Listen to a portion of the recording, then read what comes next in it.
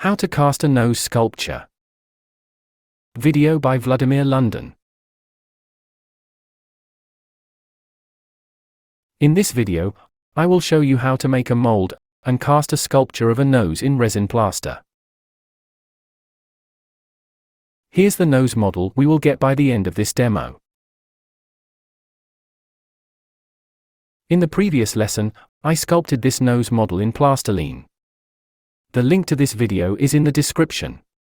Now, I can use this wax clay model for mold making.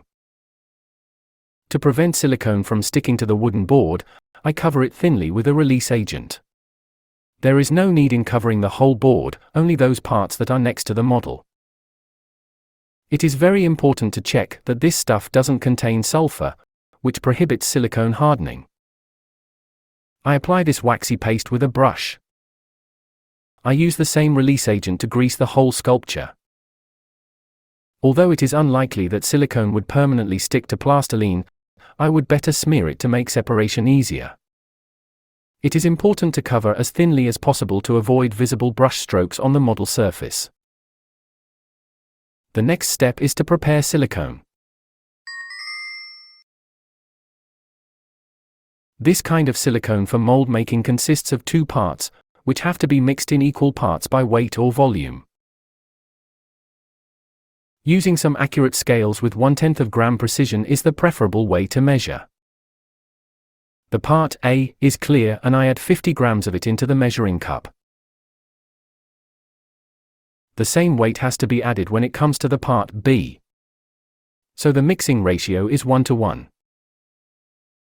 It is green in color, which is probably done by the manufacturer to clearly differentiate between parts A and B. 2 parts of silicone have to be mixed for several minutes. Make sure you scrape with a stick the bottom and walls of the container, because if some liquid left unmixed, it would never harden. I will fast forward the mixing process, but once again, take your time to mix silicone as thoroughly as possible. I will brush on mixed silicone with the same brush as used for smearing the release agent. It is a cheap synthetic brush, which can be cleaned afterwards with paper towel and turpentine. A strip of silicone on the board around the model is about 1/2 inch wide. There is no need to make it any wider. This kind of silicone is rather liquid. It is easy to work with. Also, it hardens slowly, which gives enough time to brush it in a thin layer. As far as I understand, this tin silicone is engineered for pouring, not brushing. Anyway, I think it will be suitable for the purpose of mold making, although the manufacturer does not provide much information apart from the mixing ratio. The purpose of the first layer is to cover the entire model surface, without any gaps and bubbles. It is better to do it with liquid silicone in a very thin layer.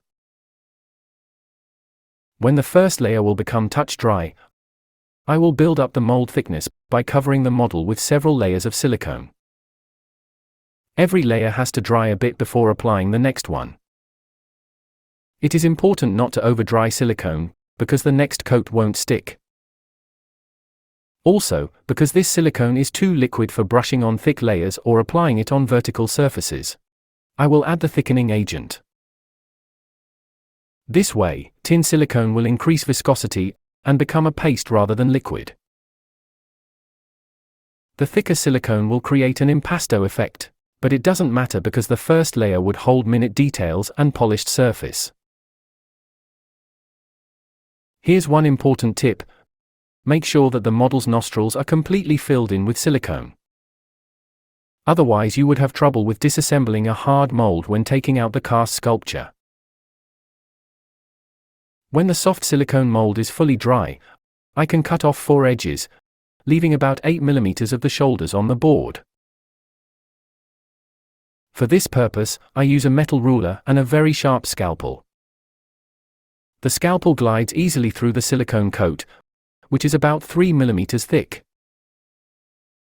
I did not build it up thickly because the model's shape is simple and there is no need for a very robust mold.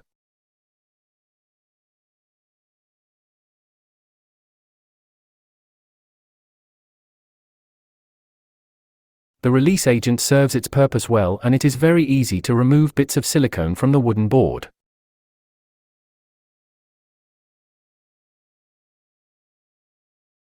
Now, I want to test some mechanical properties of this silicone.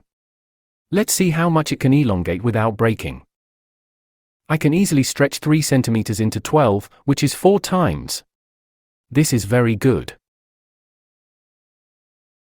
I also want to see how much force is needed to break this piece into parts. I can tear it with my fingers, but because it is very elastic, I think it will serve well as a soft mold. Before making the hard mold, I will add a bit of release agent on the wooden board, to prevent gypsum sticking to it. It can be done with a brush or even with fingers.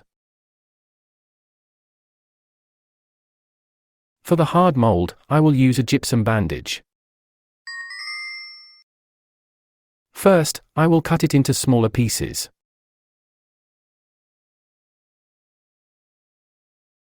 Gypsum bandages are very easy to work with and suited for small to medium-size molds. I dip one piece into water for about 2 seconds, let water drip from it, and fold it in half. Folding is necessary to get more gypsum per square inch. Then, I apply that piece on the model, pressing it lightly to avoid air bubbles beneath. The hard mold will consist of 2 halves. That is why I begin from the central line of symmetry. The next piece is moistened and folded in half as the previous one. I will overlap the first layer to build up thickness. The gypsum cloth hardens rather fast, so you have less than 1 minute to arrange it the way you want.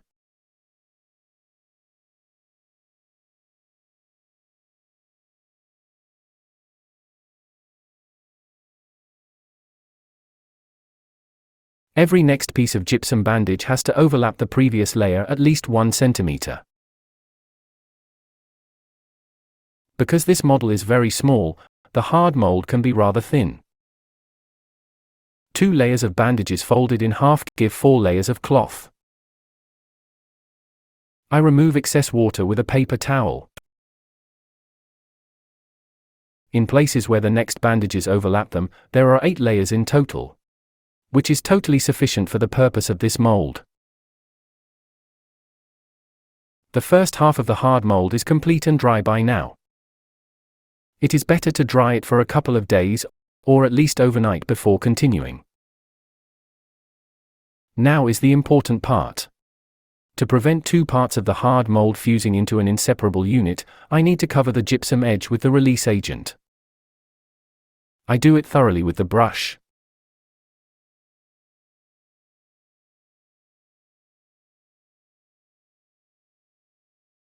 I will cut more pieces of the gypsum bandage for the second part. It is better to pre-cut several pieces in advance than to handle the bandage roll with wet hands afterwards. The process of applying bandages is rather simple. I wet the piece, fold it in half and drip excess water.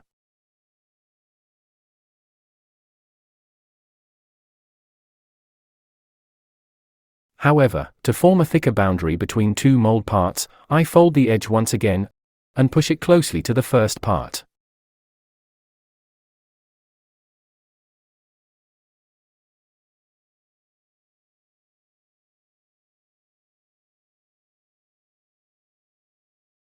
Next pieces will overlap the previous to glue together into one rigid unit.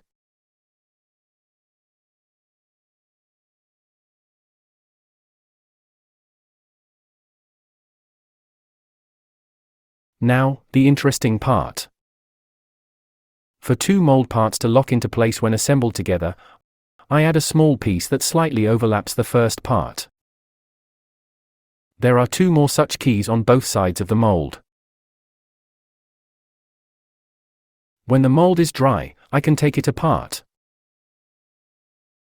It is better to wait for at least 24 hours before doing it. As you can see, the thickness of the hard mold is about 3 mm, approximately the same as the soft mold. The hard mold is very firm and light. I will wrap it with the masking tape so the two parts stay together. The reason I made two parts instead of one is to avoid the difficulties of removing a cast model from the mold.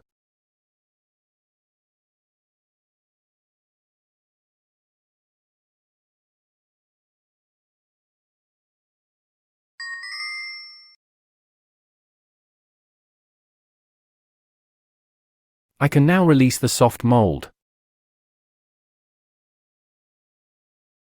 It gets off easily from the plastiline model.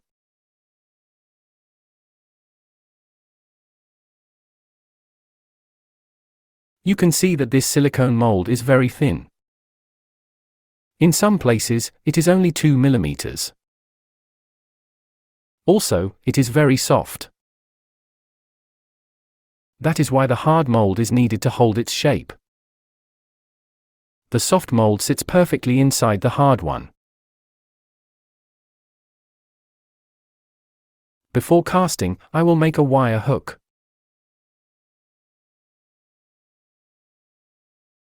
This hook could be used to hang a model on a wall.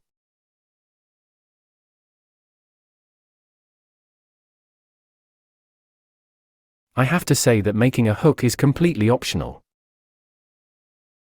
Nevertheless, I will show you how to add it into the model.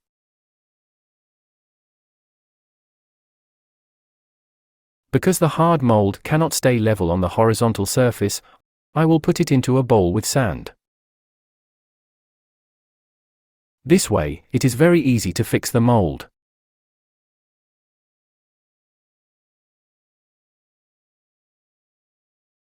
For the next part, I will need a measuring cup because plaster and water are measured by volume, not weight.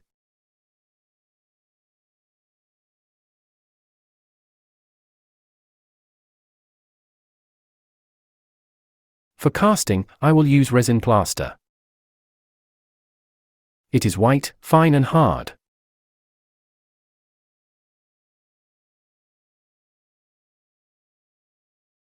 I measure about 150 milliliters of plaster for the front side of this sculpture.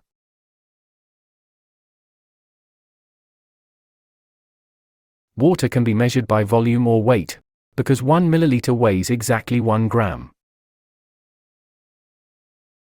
So, I will use scales for this purpose.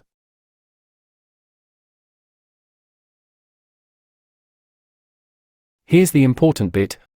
Add plaster into water, not vice versa.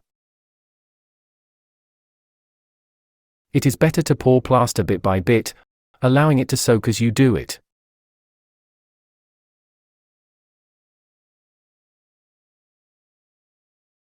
I will mix plaster with a spoon, making sure it is homogeneous throughout, without dry lumps.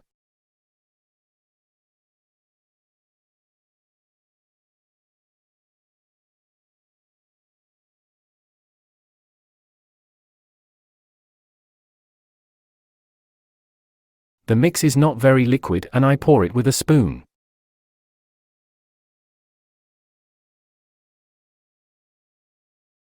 Now, the next task is to spread this plaster all over the silicone mold, without trapping any air bubbles. Because its consistency is yogurt-like, it is actually easier to do with a finger. I need to make sure that plaster covers all walls up to the edge.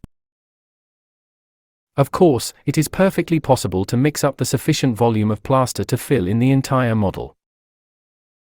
However, I want to show you another way, where you could use a little bit of high-quality expensive material, like this resin plaster, for the surface of the model, and fill in the rest with cheap plaster. Quality of the model would be the same because on the surface you will get good material, but its cost will be lower because simple gypsum is about 10 times cheaper than resin. When all walls are covered with resin plaster, I need a batch of cheap plaster fast. For this purpose, I measure volumes of water and gypsum by eye, because I did it many times, and know what to expect from this material. Once again, I add powder into water, not the other way around.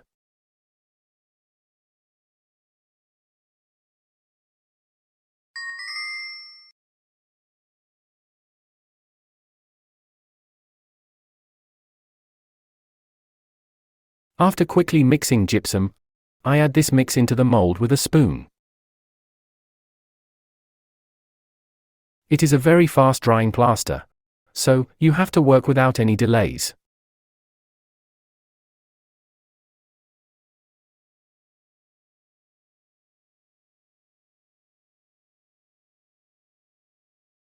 Before this plaster sets hard, I have several seconds to push the wire hook inside.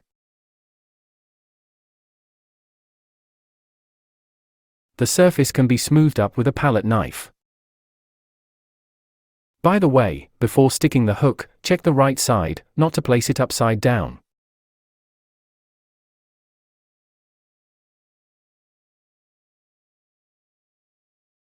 When the plaster surface is set, but not too hard, I need to dig a small hole around the hook, to free up some space for a screw head or a wire.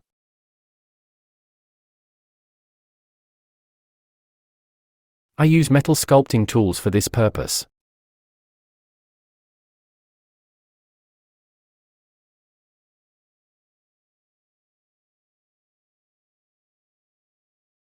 Let it dry for at least overnight or better several days before releasing the cast model.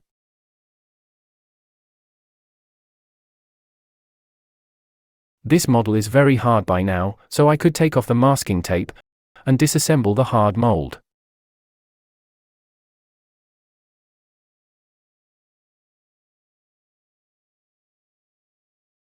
Now, you could appreciate why 2 pieces of hard mold are better than 1.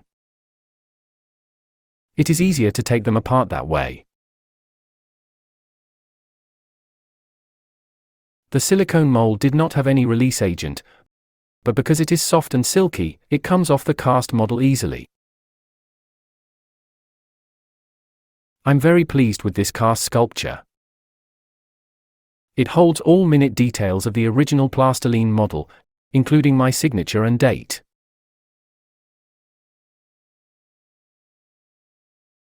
The surface is smooth and hard. When it completely dries, it will be even whiter. It is a nice addition to my collection of sculptures. Here are just some of them. Depicting a human body requires a great deal of understanding and practice of constructive drawing principles, perspective, anatomy, and proportions. This is what drawing what you know means. Needless to say, the necessary knowledge has to be gained first. This is where we can help you. We created the Life Drawing Academy courses for students like you. Now you can study how to draw realistic portraits and figures from life, memory, and imagination in a fast and easy way. There are 2 courses at this academy. The online course, a self-study course where you can learn figurative drawing by watching 52 video lessons, and the correspondence course, where you will get unlimited personal tutoring from the talented fine artists and professional art teachers. The personal tutoring course is suitable for both complete beginners and advanced artists, because you will get a drawing curriculum designed for your level of skills. In this course, in addition to video lessons, you will get 100 drawing tasks that will be explained and demonstrated in depth. There is no way to fail, because the Academy tutors will walk you all the way, step by step, until you achieve an advanced level of drawing skills. This personal tutoring is unique.